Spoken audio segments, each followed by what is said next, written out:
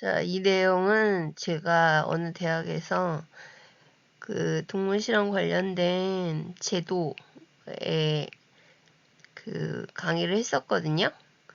근데 그 학생들만 듣기에는 아깝다고 제가 자부를 해서 녹음을 하게 되었습니다. 약을 먹었는데 오늘 잠이 잘 안 오네요. 그래서 간단하게 빨리빨리 넘어가도록 하겠습니다.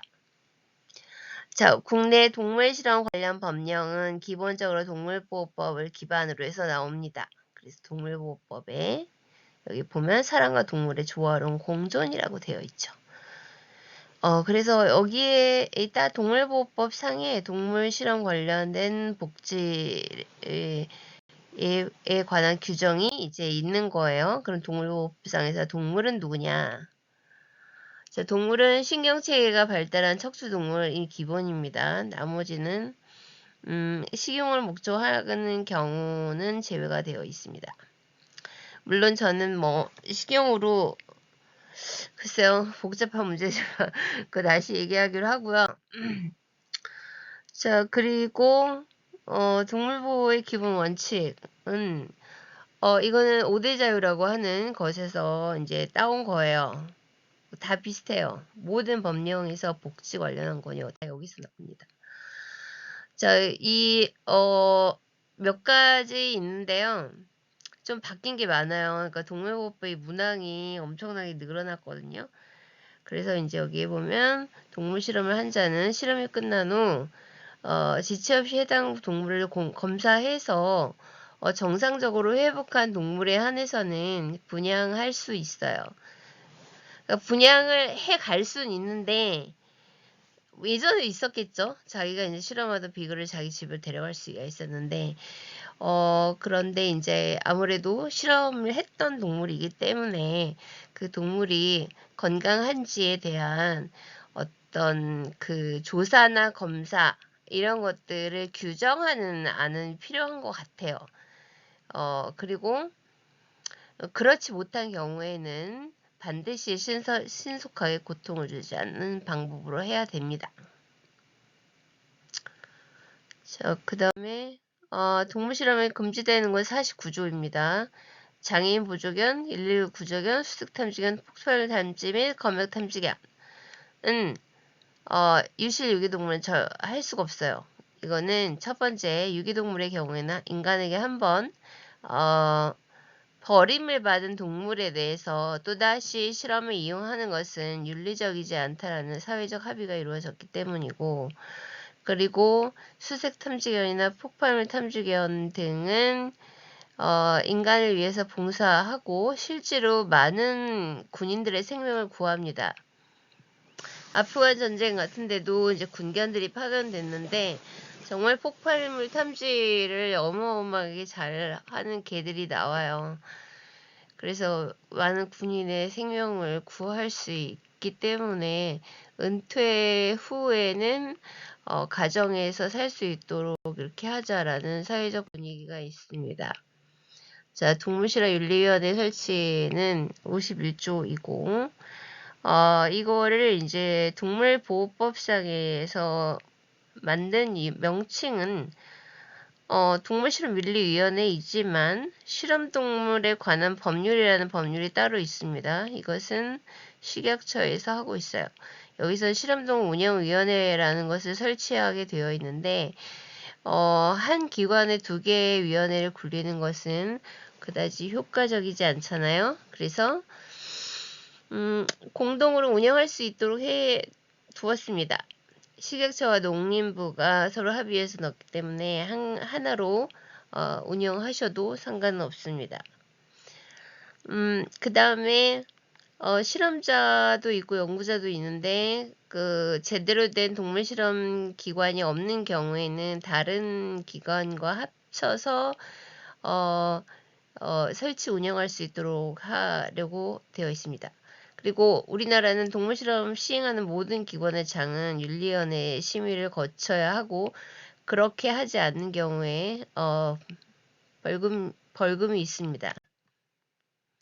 무조건 해야 돼요. 그러니까 예를 들어 우리나라에 490개 정도의 기관이 있다 그러면 490개의 동물실험윤리위원회가 만들어져야 되는 것이죠. 그러면 여기서는 뭘 하느냐? 자, 연구자가 계획서를 씁니다.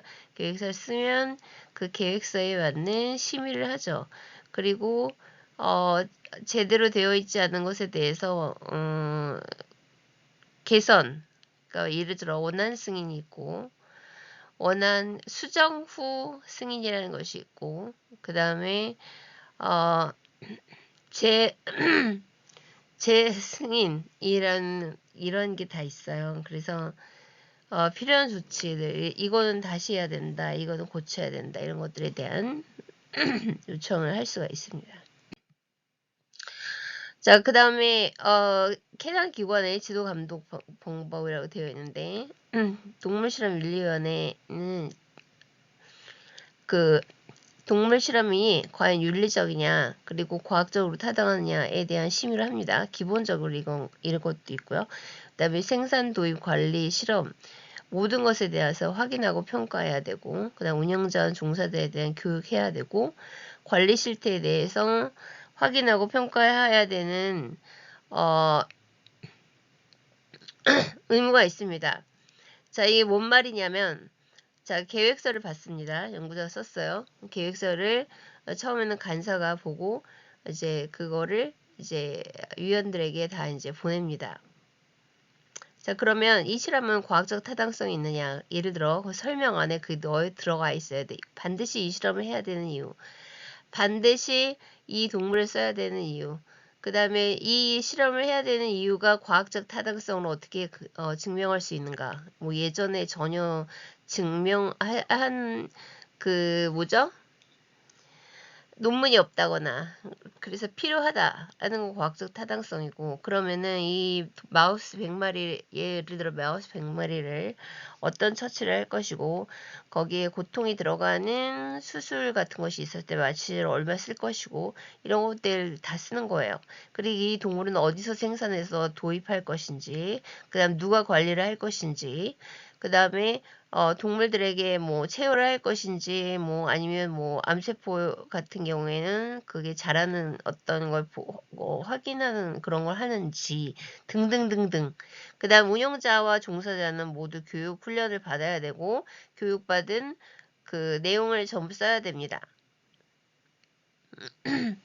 자, 그 다음에 동물복지수준과 관리실태는 1년에 2번 정도는 대면 회의를 하도록 권고하고 있고 그리고 그 각 기관에 그 가서 관리 실태도 직접 볼 수 있게 되어 있습니다. 자, 53조에 보면 자, 한 명을 포함하여 13명의 이상으로 되어 있습니다. 원래 상한가가 있었는데 상한가는 없어졌습니다. 왜냐하면 1년에 막 2,000건, 3,000건 막 이렇게 하는 사람들, 하는 기관들이 있는데 15명 가지고는 턱도 없어요. 그래서 이제 보면은 누가 들어가느냐. 실험동물 전문 수의사라는 분이 있습니다. 이런 분들이 하거나 혹은 동물실험 시행기관에서 1년 이상 종사한 그런 수의사들이 들어가야 되고요. 그 다음에 민간단체가 추천하는 사람인데 관련 업종을 1년 이상 종사한 직원이거나 혹은 자격 기준에 맞는 사람이라는 것은 교육을 받은 사람, 교육을 받고 수료증을 받은 사람이 하나라는 것이고요. 그 다음에 모든 계획서에는 2명의 위원이 반드시 참여해서 해야 됩니다. 한 명은 민간단체 추천위원 1명, 그 다음 수의사입니다. 민간단체 추천을 받는 이유는요, 사실은 실험을 하시는 분들은 뭐 매일매일 하니까 그게 뭐 당연하다고 생각할 수도 있지만 사실은 놓치는 부분이 있을 수 있고, 실험의 대부분이 정부나 어떤 재단으로부터 연구비를 받아서 하는 실험도 많이 있고, 그렇게 됐을 때는 아무래도, 상식선? 국민의 어떤 인식의 상식선 내에서 이 실험이 괜찮은지를 보기 위해서 이 위원회를 들어가게 만든 것 같아요. 그 다음에 담당 기관은 농림축산식품부 장관이라고 되어 있지만 전체적인 그 제일 높으신 분이 장관님이시고 그 밑에 실무를 하는 것은 농림축산식품부 밑에 있는 검역본부 동물국가에서 하고 있습니다.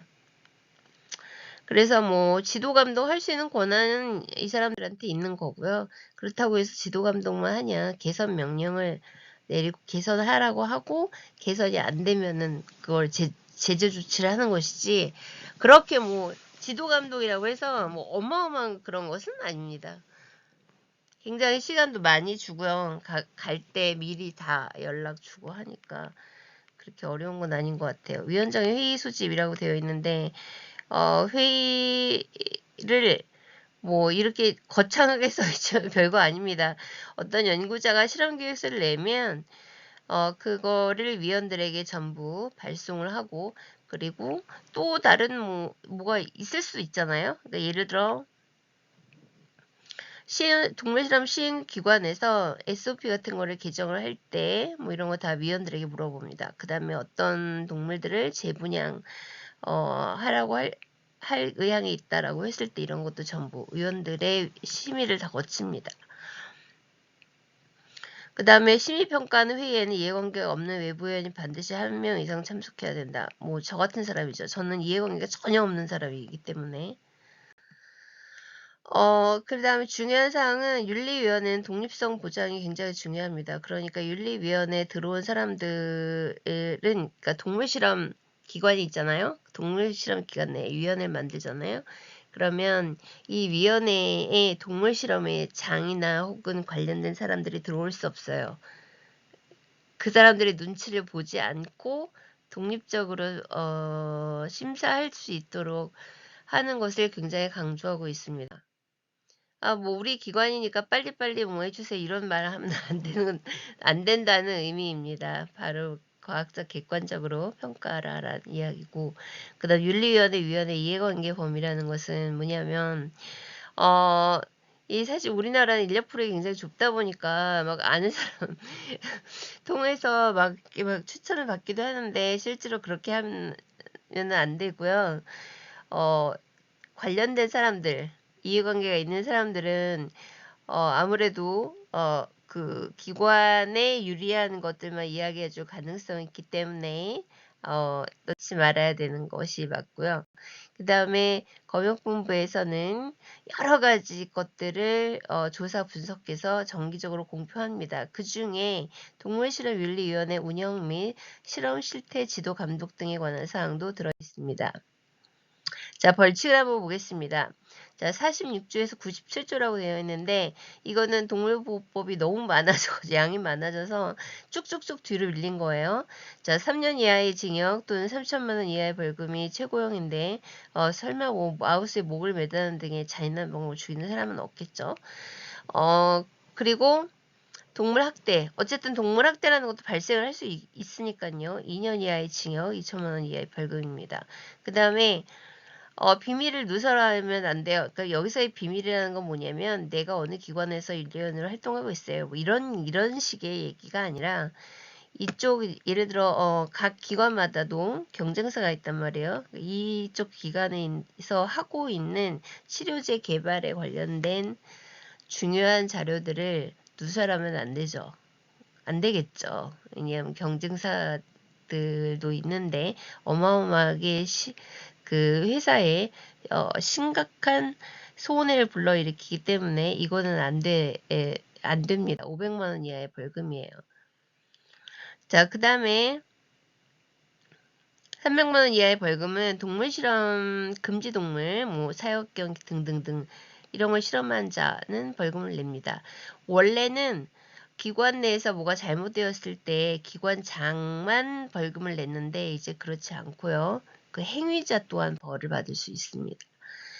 그 다음에 동물보호 위반 시 처벌 규정 현황을 보면 전체적으로 상향되었습니다. 자, 예를 들어 윤리위원회를 설치하지 않거나 검역본부에서 개선해달라고 했는데 하지 않거나, 그 다음에 심의 변경 없이 이걸 심의를 해서 변경해 주세요라고 했는데 그 변경하지 않고 하는 거, 혹은 이 실험은 안 되는 거니까 중지하는 것이 맞다라고 윤리위원회에서 이야기했는데 이걸 하지 않거나 이런 사람들은 500만 원 과태료고요. 그 다음에 전임 수의사라고 일정 기관 이상의 를 가지고 있는 사람들은 전임 수의사를 반드시 채용을 해야 됩니다. 그 다음에 미성년자의 동물 해부 실습은 기본적으로 금지되는데 몇 가지 까다로운 조건 하에서만 이루어질 수 있게 하고 있습니다. 그 다음에 정기교육 같은 경우에 예전에 한 번만 보면 윤리원을 뭐 평생 할 수도 있었는데 지금 그렇지 않습니다. 네, 보수교육이 법 안으로 들어갔습니다. 그 다음에 동물보호과에서 실태조사를 위해서 자료를 좀 달라라고 했는데 안 주면 과태료입니다. 주세요 그냥. 자, 국내 동물실험 현황을 보시면 뭐 기타 이런 사항들이 많이 있어요. 근데 이런 사항들은 사실 뭐 제대로 된 관리를 하지 못하게 되는 케이스 중에 하나죠. 굉장히 크게 마우스를 다쳐 있는데 그걸 발견하지 못했다거나 종양이 어마어마하게 커졌는데 그거를 보지 못했다거나 이런 일들이 왕왕 발생할 수 있기 때문에 이런 일을 좀 개선하자는 의미에서 동물실험 전임 수의사 제도를 만들자는 이야기가 나와 있습니다. 자, 윤리위원회 현황 및 사용수를 보면 실험동물 수는 계속 늘어나고 됩니다. 이유는 간단합니다. 동물 실험을 많이 하니까요. 그럼 동물 실험을 왜 많이 하고 있느냐 이걸 따져야 돼요. 사람들은 제가 어떤 기사든지 봐도 동물 실험이 많이 늘어나고 있으니까 문제다 이 얘기만 하지 왜 늘어날까에 대해서는 분석하는 사람들이 없더라고요. 자, 왜 늘어날까요?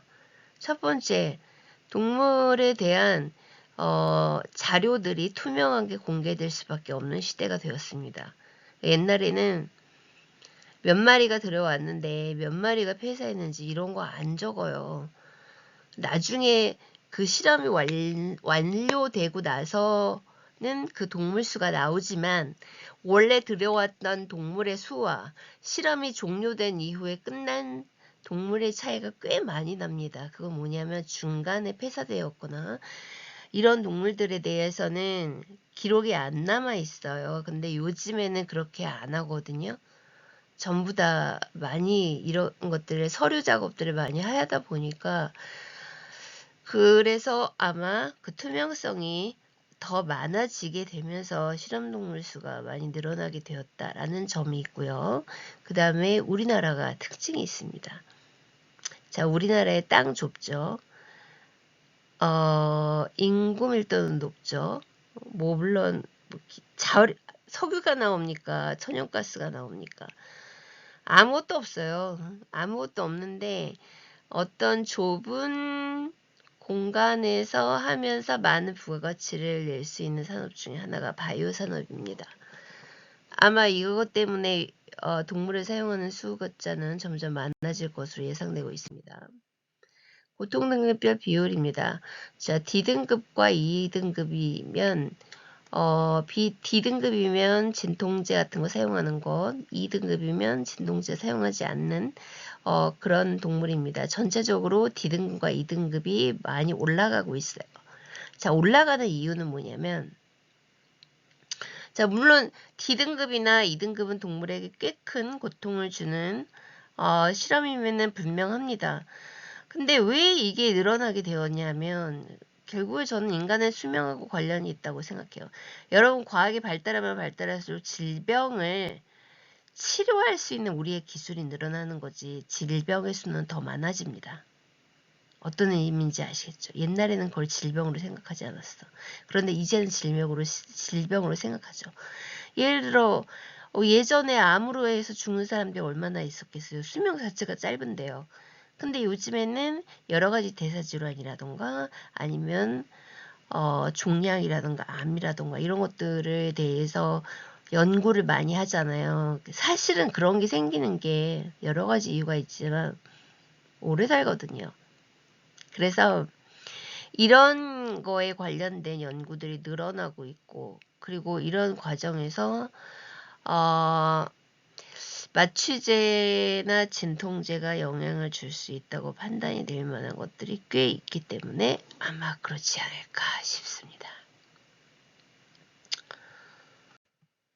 자, 적정한 동물실험 윤리와 동물복지를 위한 제도. 자, 이게 실험동물의 관리와 사용에 관한 지침이라는 책이 있습니다. 미국에서 나왔는데요. 되게 자세하게 나와 있어요. 8판까지 나와 있고, 그 다음에 번역이 되어 있기 때문에 쉽게 구입해서 보실 수 있습니다. 자, 그래서 여기서는 여러분들이 교육에서 배웠던 거 다 배웁니다. 자, 배우는데 여기 보시면 연구소의 규범에 이런 것들을 되게 중요하게 생각해요. 협업이라고 하는 개념. 그러니까 여기서 기관장, 전임수의사, 그 다음에 위원회 이런 사람들이 각각의 위치에서 자신의 일을 하기 위한 리더십과 협업이 굉장히 중요하다. 그 다음에 전임수의사는 모든 실험용 동물의 복지와 건강에 대한 권한과 책임을 동시에 주어야 합니다. 책임만 부과하고 권한을 주지 않는다는 것은 있을 수 없어요. 굉장히 중요한 거거든요. 그리고 여기서 바로 나오잖아요. 기관은 AB의 모든 동물에 대한 접근권 및 수의치료 프로그램에 대한 자원을 포함하여 충분한 권한을 제공해야 한다. 예전에 이게 잘 안 된 이유가 뭐냐면 연구하시는 분들이 뭔가 찝찝한 거예요. 나의 동물을 수의사가 보고 가는 것 자체가 뭔가 찝찝한 거야. 아, 뭐가 잘못한 거 걸리면 어떡하지? 이런 것 때문에 수의사들이 자기 연구하고 있는 동물의 접근권을 굉장히 꺼려 했습니다. 그러니까 뭐가 필요하냐면 서로와 설득이나 협업이 필요해요. 자, 여기 보시면 전임수의사와 그 다음에 역할을 권한과 책임을 만들어주고 그 다음에 그 기관 내 동물 사용자들과 서로 소통할 수 있게 해주고 그 다음에 이런 것들을 동물실험윤리위원회와 함께 논의하고 이런 것들을 잘 해내는 것이 너무나 중요합니다. 왜냐하면 여기에 참여하는 사람들의 이해관계가 너무나 복잡하고 의견이 다른 사람들이 많기 때문에 그래서 실험동물 수의사의 역할은 그냥 간단하게 말해서 동물을 자원 관리하고 아픈 동물들을 모니터링하고 간단하게 어떤 연구로 처치해도 괜찮을 것들이 방치되는 경우들이 있거든요. 그리고 연구자들을 위한 자문이나 훈련도 해주고 그 다음에 이런 전문 지식을 갖고 있는 사람이기 때문에 신뢰성 확보도 많이 가능할 수 있다라는 점입니다. 자, 동물법 주요 개정 내용 중에 50조로 이게 들어가 있고 그 다음에 봉사사육 동물에 대한 동물실험 금지 규약도 보완이 되어 있습니다. 자, 그 다음에 공용 동물실험위원회 지정 설치도 되어 있고 변경 심의 의무화라는 건 뭐냐 하면 동물실험에 대한 변경에 의견을 냈을 때 그것을 반드시 변경시켜야 합니다. 안 하는 경우들도 많이 있기 때문에 이런 문항이 생긴 것 같습니다. 자, 결론입니다. 동물복지는 세계적 추세입니다. 맞죠? 동물에 대한 인간의 의무에 관련된 이야기입니다. 우리는 문명사회에 살고 있는 모든 인간은 동물 실험을 거쳐서 나온 의료기기, 의약품의 도움을 받습니다. 이게 싫다고 하시면 문명사회에서 살 수 없습니다. 자, 그 다음에 그래서 인간이 동물의 고통을 줄여줘야 되는 의무가 부과된다고 생각합니다. 내가 건강하게 살아가기 위해서 동물들이 희생당하고 있기 때문에요.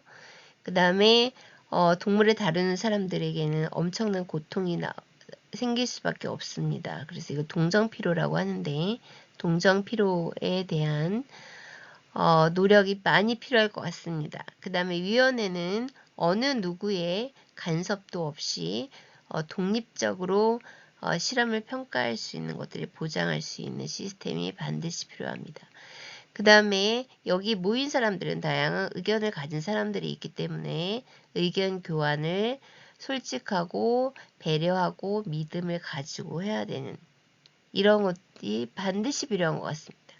그 다음에 사실 이 실험은 과반수 이상이 참여를 하면, 찬성을 하면 할 수는 있지만 간혹 소수 의견도 있을 수 있습니다. 이것도 많이 배려해 주시는 것이 그냥 형식적인 윤리위원회 심의를 방지할 수 있는 좋은 제도라고 생각합니다. 그럼 다음에는 더 좋은 내용으로 찾아뵙도록 하겠습니다. 감사합니다.